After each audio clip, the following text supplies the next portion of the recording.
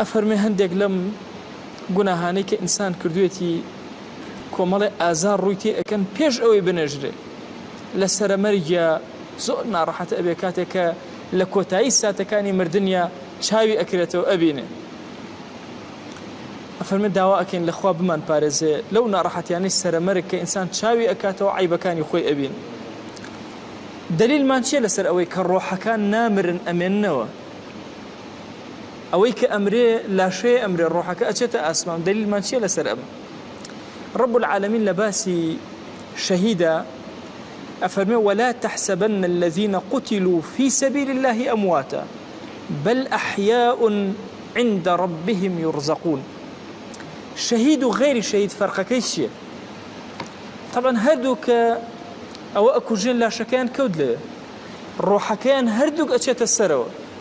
كسي مردو روحكيته ناو لا شكي عقوبة لنا وقوركي يايته ناو قوركي وغزالي أفرمي هندك نازانيته يا نايته لو شيء وليكي زور قوربي نقرته روحك بلام شهيد بحتمي لقرآن باس كراوة أوان للاي خوان يرزقون شون ليرة خواردن أخوان نان أخوان ليه بهمان شواس شون أفرمي مسروق كيشك للتابعين لعبد الله كري مسعود وكيك لمفسرين الصحابة بمان أجرته أفرمي أم آيات أرواح الشهداء هاتو تخوارو أرواح الشهداء كشهيد بو شهيد بوي هزناك مردوه طبعا أمر روحا لناو هر لا شيء كابي هزب وجودي خويك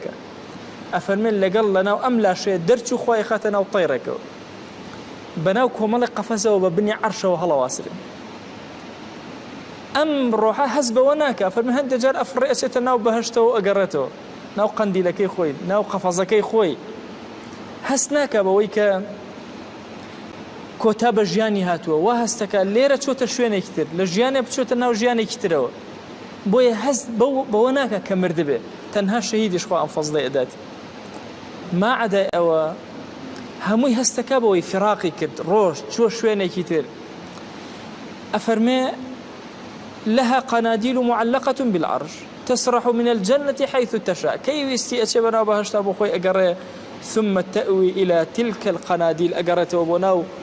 أو قفزت جوانانك وكو تشراوان هل واسراوان بعرشه وبريسكي عندي يتوناوي أنو لو إسراحتك أتو آرامك